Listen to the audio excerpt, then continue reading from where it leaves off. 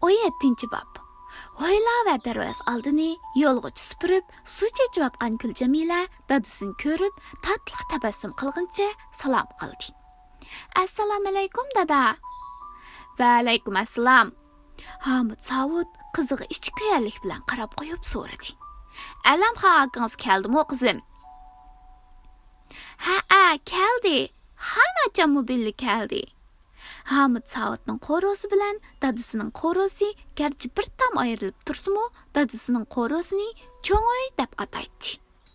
Har kun atigini xotini Zaynabxon bandat namozini o'qib olibla cho'ngoyga chiqib, qaynonasiga salom berib, ahvol so'rab bo'lgandan keyin nashtliq tayyorlaydi. Barliq oila a'zolari cho'ngoyga jam bo'lib, nasht qilishga odatlangan edi.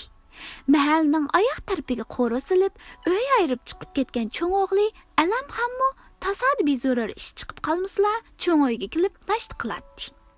Shanba kunlari cho'ngoy texim ovatlashib ketadi.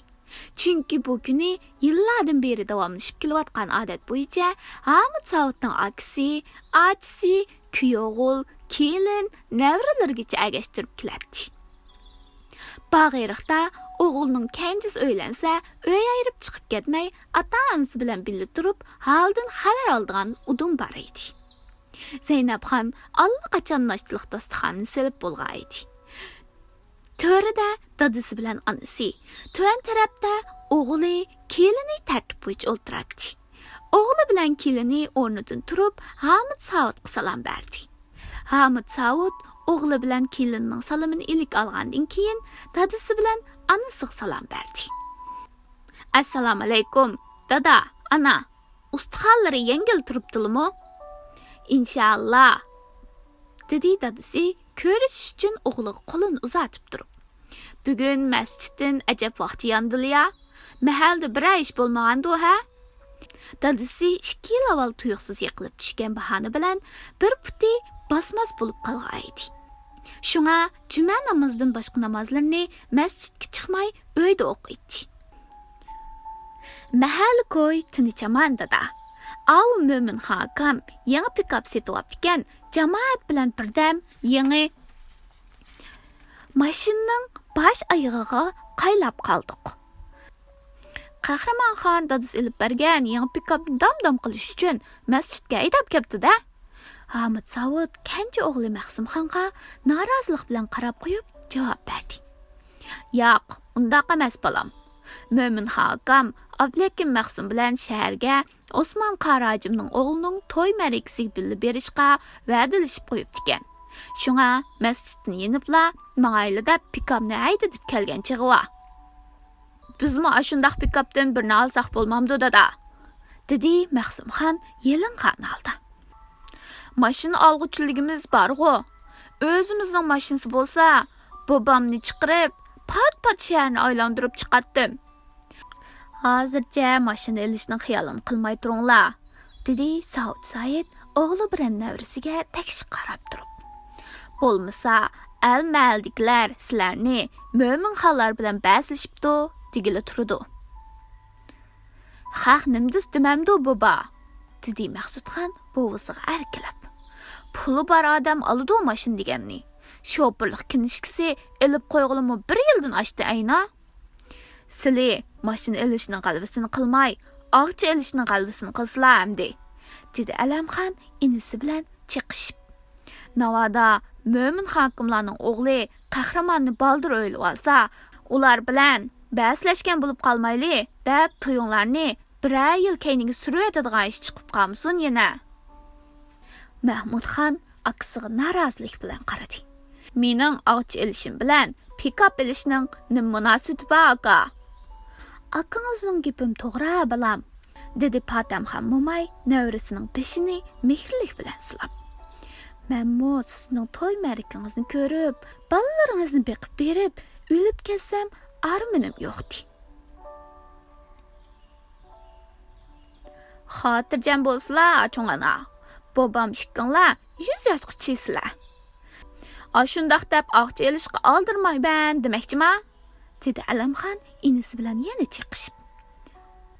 Mashina og'aning nima yomoni bor azodi, dedi Mahsumxon chili bo'lib. Машин дегенni olaman deb chiqsaqli bozorda bor. Oqchi deganni mashina olgandek olg'il bo'ldigan ish bo'lmasa ya. Bo'ldi, talashmanglar, dedi Hamid Savud o'g'illarini jimlab.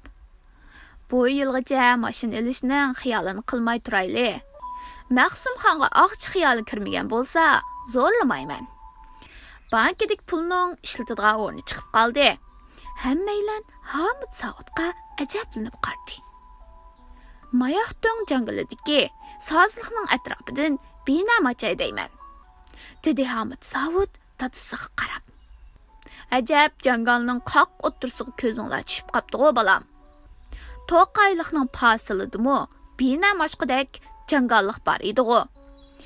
Menmi shunda qo'yilgan, dedi Hamid Savud. Tushundirib. Necha vaqtdan beri tafsili ko'zitib baqdim.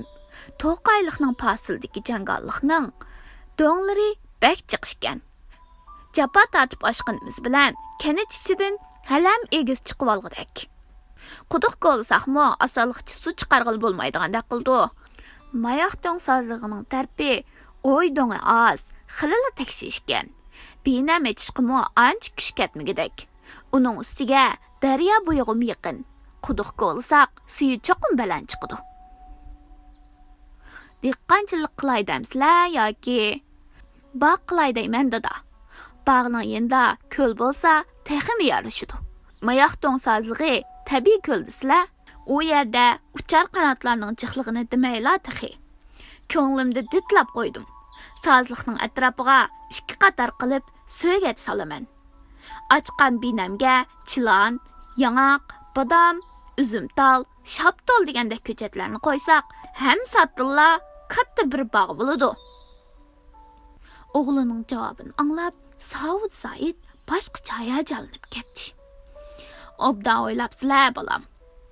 Aqlimni bilsam-mu, bog'iriqda rahmatlik bobomning naytimi kangir big'i bor edi. U bog' bobomdan dadamga, dadamdan menga miros qolgan edi. To'lim afsus. Po'lat temir tavlashda bog' butunlay vayron bo'lib ketdi. Mendan keyingi avlodlarim bog'siz qolarmi deb ko'nglim yerim edi. Xudoga shukr, jahon yaxshilandi. Hukumat yerni qo'limizga qaytadan berdi. Ota miros bog'larimizning o'rnida ilgirgidek cho'ng bo'lmasmi, kichikroq bog'dan biri sizlarning ajringlar bilan qaytadan paydo bo'ldi. Biz burundan tatib bog' bino qilib, bog' bilan ko'klab, bog'dan rizqimizni tepib yeb kelgan haq. Bog' degan yurtning husni jamoli. Big'i yo'q yurt, chechi yo'q tazga o'xshaydi. Agar u ishqi niyat qilgan bo'lsanglar, hargiz ko'nglinglarni so'tmanglar. Cho'ng o'g'il Alamxon dadisining planini anglab, lam-jim timidi. Chiroyida hech qanday ifoda yo'q edi. Maqsumxon bu planni toza yoqtirmagandek qiladi. U gap qilishga og'zini o'malab bo'lib, to'xtab oldi. Gap qilsa-mu, qo'llashga erisholmaydiganligi tanlangan edi. Zaynabxon kelini bilan patnisga osh ko'tarib kirdi. Chamg'ur, paxlan go'sht to'g'rab etilgan yo'bdanning mazlik yedi shu hamon dimoqqa urildi. Tamoq yeyotganda zaruriyat bo'lmasa, gap qilmaydigan odat bo'lg'achqa hech kim gap qilmadi. Maqsumxon ko'nglida deyilmagan gaplarni osh bilan qo'shib yutayotgandek qiladi. Mahalning ichida 30 mo kilamda bir obdan peg'imiz bog'u bizning. Ash bog'dilla har yili yomon emas kirim qilamiz. Jangalning o'ttirsidan binam ichib, ko'chat qo'yib, meva chigizib bo'g'icha necha yil vaqt ketadi. Shuncha yil japa tatib jo'g'lagan pulni dadam qalab turib, ash jangalga chichivatami. Hozir cho'ntikida az to'lib pul bor odam pul tepish uchun shaharga yugurayotsa. Dadamning jangallikqa yugurgani qiziqda. Bog' desa, bobomning jinimi boshqacha yashirib ketdi. Bizga hozirgi beg'imizmi yetib ashatdi. Pulga yaxshiroq bir tijorat qilganning epi bor edi. Ha desa, bizning rizqimizni Xudoyim boqchashqan deb turib oldi ekan. Kechadan ovut hakam tushib qoptiman. dedi buvay oshni to'liq tugitib ichib bo'lgandan keyin yog'och oyoqni dasturxonga qo'yib turib. Ko'rishay deb qo'limni uzatsammi, shuncha gap qilsammi, ta'tir qarab turib olg'idek. Berib yo'qlab kelsanglar bo'ptikan. Ma'qul dada, bugunla berib kelay, dedi Hamid Saud. Tushlari tush bo'lg'ay. Xizr alayhissalom madadkor bo'lg'ay. Tush degan ta'tirga mangdu deydi ekan. Avudxon dadam silni seg'inib qolgan chig'i va. Yana bir so'yutum ashaklaymi dada, dedi Zaynabxon qiynatisining oldidagi yog'och oyoqni quliq ilib turib. Rahmat qizim, dedi buvay. Osh o'xshabdikan, obdalla ichib oldim. Tamoq etgan qo'llardan qizilgul unib chiqqay. Ilohim. Men mangay baba, dedi Guljamila o'rnidan turib. Bugun maktabga baholash kelmoqchi edi. Mudir yarim soat burun kelinglar deb topilgan. Hozir mangmasam kechikib qolman.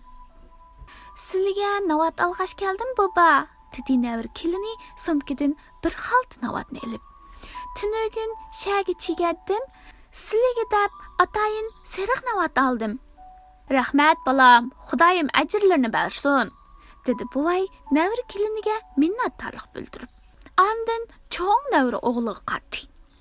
Alamxon, mushkullarda sal aldirash bo'lib ketdi ya balam. Badashqan qurib o'ltirgan Alamxon darrov yukinib qadin ruslab javob berdi. Kivaz ilib setyapman baba. Foydasi bek bilan bu tijoratning. Buvay so'z kulimsirdi.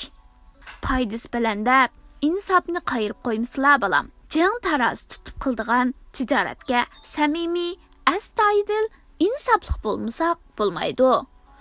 Qildim qiyiq kelsa, haq bilmay qolgan bilan Xudoyim bilib turdi. Qiyomatda javobini bermoqdasiz. Foydasi oz chiqsimi, olganda yengil janglab, sotganda og'ir janglab tijorat qilsizlar. Nesiga ilib sotmasizlar? Ma'qul baba, dedi Alamxon. Avudxon akamga eg'ildiki, boqqadan birini olg'ach berib, o'z qo'linglar bilan so'yab berib kelinglar, dedi buvay o'g'liga qarab. Ma'qul dada, dedi Hamid Saud. Amin, dedi buvay duoga qo'l ko'tarib. Dasturxonni kammaylan uningga agashdi.